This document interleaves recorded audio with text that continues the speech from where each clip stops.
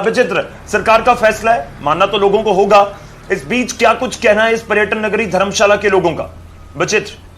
बिल्कुल गौरव, मैं सबसे पहले तो बता दूं कि लाखों का नहीं बल्कि करोड़ों का टर्नओवर होता है होटल इंडस्ट्री के बलबूते सिर्फ और सिर्फ हिमाचल प्रदेश के इस धर्मशाला पर्यटन नगरी में। और हमारे साथ इस वक्त हिमाचल प्रदेश की जो होटल फेडरेशन है उसके जो प्रदेश अध्यक्ष हैं अश्वनी बांबा, वो सीधे सीधे जो है हमारे साथ जुड़े हुए हैं। उन्हीं से समझने की कोशिश करेंगे कि मुख्यमंत्री के इस बयान से, सरकार के इस फैसले से उनको क्या असर पड़ा है और वो क्या कहते हैं। अश्वनी बांबा जी, कैसे देखते हैं सरकार ने, मुख्यमंत्री ने ये जो फैसला लिया है उसको लेकर आप कितना इत्तेफाक रख रहे हैं?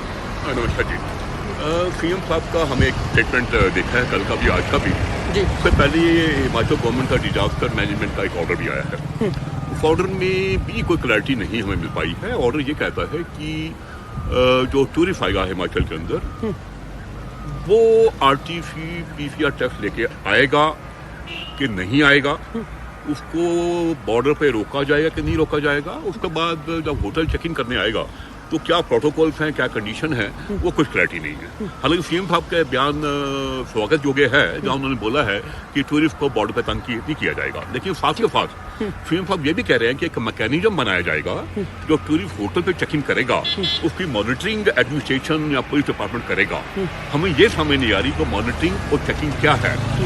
क्या सरकार ये चाहती है कि जो टूरिस्ट आए और उसके पास RT-PCR टेस्ट नहीं है तो उसको वापस सड़कों पर रात को भेज दिया जाए या रात को जेल भेजा जाए? बताया जाए हमें क्या करना है। आप लोगों के पास SOP क्या है, गाइडलाइंस किस तरह की है? क्योंकि सीएम ने सीधे सीधे कह दिया है कि जो आपके पास SOP दी गई है उसके मुताबिक आपको फैसला लेना होगा। हमें SOP ये दी गई है होटल्स को कि आपको सोशल डिस्टेंसिंग है, फेस मास्क कंपल्सरी है और जो हाइजीन का एक स्टैंडर्ड है वो हमें मेंटेन करना है। इसके ज्यादा हमें कोई नहीं चाहिए। यानी नेगेटिव रिपोर्ट है उनके पास नहीं है, ये देखने की कोई और नहीं? ये हमारे पास कोई भी अभी तक SOP हमें नहीं दी गई, नहीं दी गई है। नहीं। तो यानी सीधा सीधा ये भी एक तरह से देखा जा सकता है ना कि अगर सरकार ने कह दिया है कि होटल अपने SOP के मुताबिक देखेगा तो उसी मुताबिक तो फिर तो कोई दिक्कत नहीं होनी चाहिए।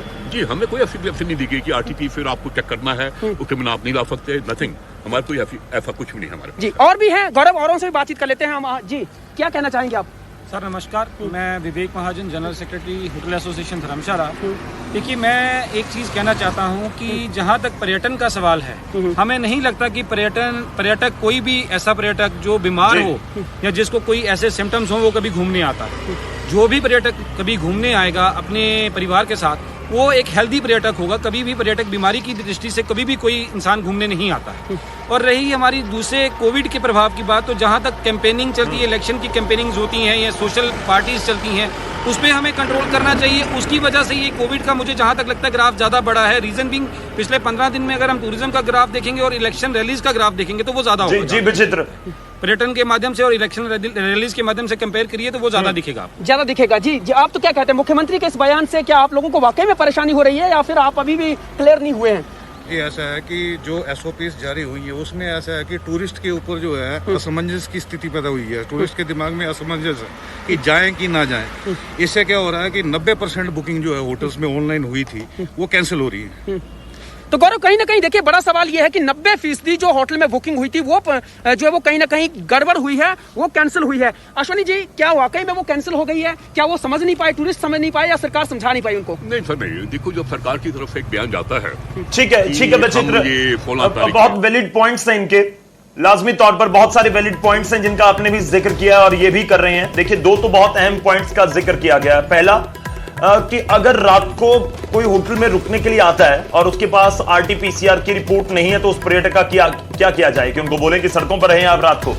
और दूसरा ये भी था कि मान लीजिए कोई दिल्ली में है और उनको इस समय कोई दिक्कत है, उनके परिवार में किसी को दिक्कत है, तो क्या वो मनाली घूमने के लिए जाएंगे या धर्मशाला घूमने के लिए जाएंगे?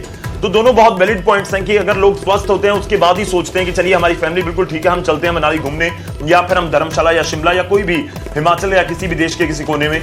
तो सवाल यही है कि अगर इस तरह से है तो इन क्या पॉइंट्स को नजरअंदाज कर दिया गया। चलिए, शुक्रिया, धन्यवाद हमारे साथ जुड़ने के लिए। विचित्र आपका भी और रणवीर आपका भी धन्यवाद हमारे साथ जुड़ने के लिए। तो होटल जो व्यवसायी हैं वो कहीं ना कहीं जरूर किंतु परंतु कर रहे हैं, सवाल उठा रहे हैं सरकार के इस फैसले के ऊपर।